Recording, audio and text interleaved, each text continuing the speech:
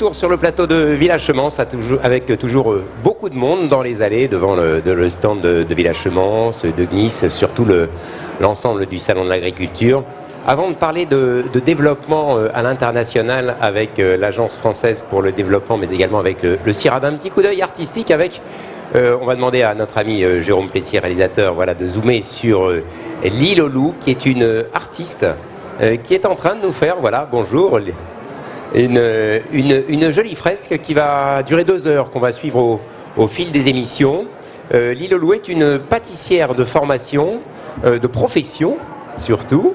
Mais j'ai envie de dire, d'après d'ailleurs la petite fiche qu'elle m'a préparée, qu'on a préparée ensemble, elle est aussi une street artiste qui adore peindre et qui aime partager ce qu'elle est en train de faire, sans déflorer totalement ce qu'elle est en train de nous dessiner. Ça va prendre forme petit à petit, une perception de sa part de la planète et du végétal aussi. Donc vous suivrez ça pendant les 2 heures qui sont devant nous.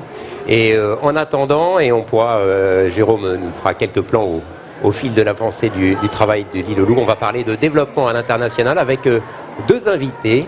Tout d'abord, Elisabeth Claverie de Saint-Martin, bonjour. Vous êtes directrice générale déléguée à la recherche et à la stratégie du CIRAD. On rappelle brièvement ce que c'est que le CIRAD pour ceux qui nous écoutent et ceux qui sont en face de nous. Oui, bonjour, merci de nous avoir invités.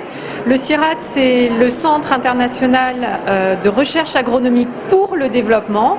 Donc c'est un centre de recherche qui travaille sur tout ce qui est agricole et rural au service des pays en développement et pour le développement. Extrêmement positif et extrêmement important. À vos côtés, Christian Fusilier, bonjour. Bonjour. Vous êtes, vous, responsable de la division agriculture, développement rural et biodiversité à l'AFD. Qu'est-ce que c'est que l'AFD ? L'Agence française de développement, c'est une vieille dame de 70 ans maintenant. Et qui fort respectable. Tout à fait. Et qui est chargée par les 2 tutelles que sont le ministère des Affaires étrangères et le ministère des Finances de mettre en œuvre et de financer une partie de la politique de coopération française à l'international. Alors, ce qu'on va essayer de mettre en œuvre et de mettre en exergue, c'est l'importance de ces 2 organismes pour justement favoriser le développement à l'international d'initiatives, d'opérations, de technologies qui vont aider notamment le monde agricole, le monde rural.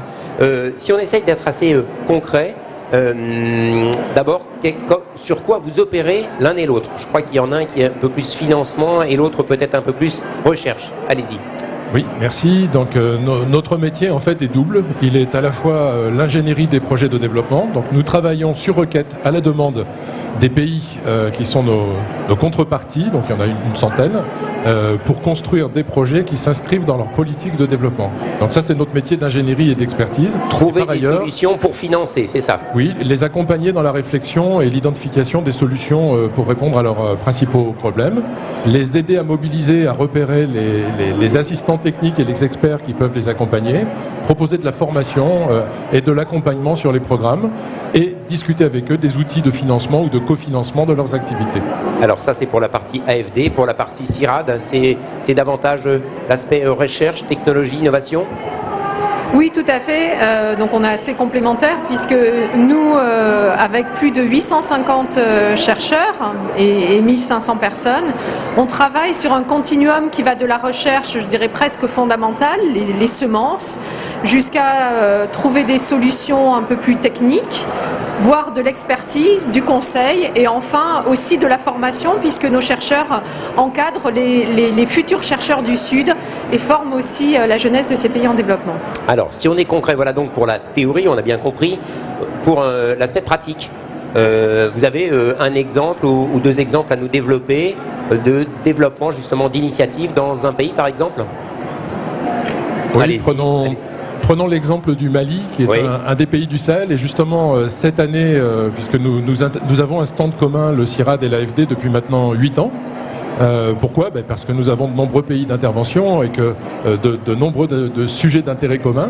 Plus d'une centaine de pays, je crois, globalement. Hein. Oui, une centaine de pays. Et donc, nous avons choisi cette année le thème du Sahel avec nos partenaires sahéliens, 7-8 pays, qui mettent en évidence avec nous leur savoir-faire, leurs initiatives et les problèmes auxquels ils sont confrontés, ce que nous essayons de faire ensemble pour y répondre. Prenons un exemple très concret, le cas du Mali dans lequel le coton occupe une place très importante, filière cotonnière, qui est évidemment une source de recettes pour l'État à l'export, qui est aussi un enjeu de transformation locale pour faire de la valeur ajoutée, un enjeu pour l'emploi et notamment l'emploi des jeunes, et qui est aussi l'opportunité de développer autour des filières cotonnières les filières vivrières. Alors tout ça, ce sont des mots. On rappelle ce que c'est que justement les cultures vivrières, ce que c'est? Alors, c'est les cultures alimentaires, donc essentiellement autour du mil, du sorgho, mais aussi de tout un tas de légumes divers et variés dans la région. D'accord. Donc l'accompagnement sur ce cas très concret, c'est de la recherche-développement pour proposer des techniques d'agroécologie intensive qui permettent d'obtenir sur les surfaces, sur un hectare, les meilleurs résultats possibles, tout en étant dans un cadre d'agriculture durable, respectueuse de l'environnement. Le rôle du CIRAD dans cette opération spécifiquement?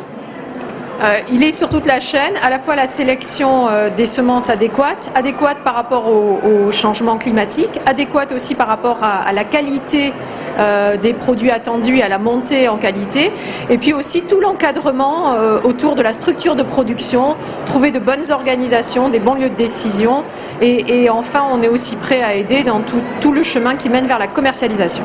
Pourquoi est-ce que la France justement à ces deux organismes qui travaillent conjointement pour un pays étranger? Il y a un objectif de partenariat, de développement, de coopération. Le pourquoi? Alors, déjà, il y a un objectif de solidarité internationale qui engage de nombreux pays, dont la France fait partie. Nous avons l'objectif d'atteindre 0,7% du produit intérieur brut de la France orienté vers la coopération internationale. Ce qui donne effectivement déjà une légitimité à l'action. Alors nous n'y sommes pas encore, mais notre président de la République a fixé un cap en nous demandant d'atteindre les 0,55% à la fin de son mandat. Donc nous nous y employons. Des ressources supplémentaires ont été mises à disposition de nos organismes pour pouvoir atteindre mieux nos objectifs. Nous sommes loin, à nous deux bien évidemment, de représenter la diversité de tous les acteurs qui travaillent en coopération internationale. Ça commence par la solidarité, coopération décentralisée, les régions, les communes de France sont très orientées vers la coopération, mais aussi une multitude d'acteurs, bureaux d'études, organisations de solidarité internationale par exemple. Au niveau scientifique, est-ce que ça participe aussi, justement, vous parliez d'une centaine de chercheurs, de scientifiques qui travaillent là-dessus, ça participe aussi du rayonnement de la recherche des scientifiques français à travers le monde, d'une certaine façon?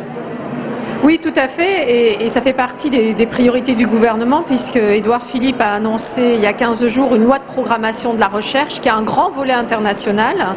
Et l'idée, c'est qu'on a quand même parmi les meilleurs scientifiques du monde, et s'agissant des pays tropicaux, je crois qu'on peut vraiment dire les top meilleurs du monde, et l'idée, c'est de partager cette connaissance et de permettre de résoudre ensemble les grands défis. On a parlé de climat, il faudrait aussi parler de biodiversité. Bien sûr. C'est là que ça se passe, et l'idée, c'est de trouver des solutions ensemble. Justement, vous parlez de biodiversité.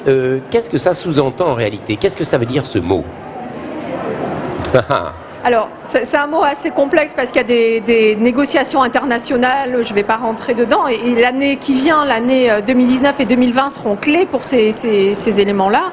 Mais pour nous qui travaillons sur les questions agricoles et scientifiques, c'est au fond une équation assez simple. Comment faire en sorte que ces pays se développent en consommant le moins possible de ressources naturelles et en protégeant le plus possible cet héritage commun qui sont les grands hotspots de biodiversité sauvage. Donc c'est cette conciliation grâce à la science, grâce à une meilleure organisation qu'on peut obtenir. Ça a plein de vertus, j'imagine aussi, parce que ça nous permet aussi, comme vous le disiez, économiser des ressources locales, mais ça nous permet nous aussi d'apprendre voire de mettre en œuvre un certain nombre de découvertes qui vont concerner des pays plus développés, qui ont peut-être plus de ressources, mais qui doivent aussi faire attention. Oui, tout à fait. Et il y a l'importance de la conservation de tout le patrimoine génétique, de toutes les plantes qui sont utilisées de façon marginale et qui seront peut-être demain les plantes les plus utiles avec un changement des conditions climatiques. Les plantes du futur, d'une certaine façon, et qui assurent aussi le futur de l'humanité et de la planète. Tout à fait, voire qui apportent des éléments pour les ressources médicales. Des éléments qui apportent aussi des ressources pour notre ami l'île aux loups, peut-être, si Jérôme peut faire un petit plan dessus. Ah bah ça avance quand même, l'île aux loups, hein, ça avance. Ça ne prend pas encore tout à fait des couleurs, mais je peux vous dire, pour avoir vu le final de ce que ça donnera, ça va être assez coloré, surtout vers le haut. Pour l'instant, on voit une planète se dessiner petit à petit. Un dernier mot à chacun, votre vision très courte du salon 2019. Il y a quoi? Il y a une énergie positive, il y a quelque chose d'enthousiasmant aussi? On voit toujours autant de monde dans les allées. Oui, c'est toujours extrêmement enthousiasmant. Bon, les premiers jours, il y a toujours un peu plus de visiteurs, mais en tout cas, ce que l'on voit sur le stand, notre stand commun, c'est toujours autant de curiosité, toujours autant de familles qui sont à la recherche d'explications simples, de curiosité sur ce qui se passe en France, mais aussi de la culture mondiale. Merci à vous deux d'être venus, et bien sûr, vous pouvez aller visiter le stand AFD CIRAD, et puis vous avez l'un et l'autre, bien sûr, vos organismes ont des sites internet dédiés pour en savoir un petit peu plus sur ces actions de développement qui sont menées notamment en matière agricole à l'international. À très vite.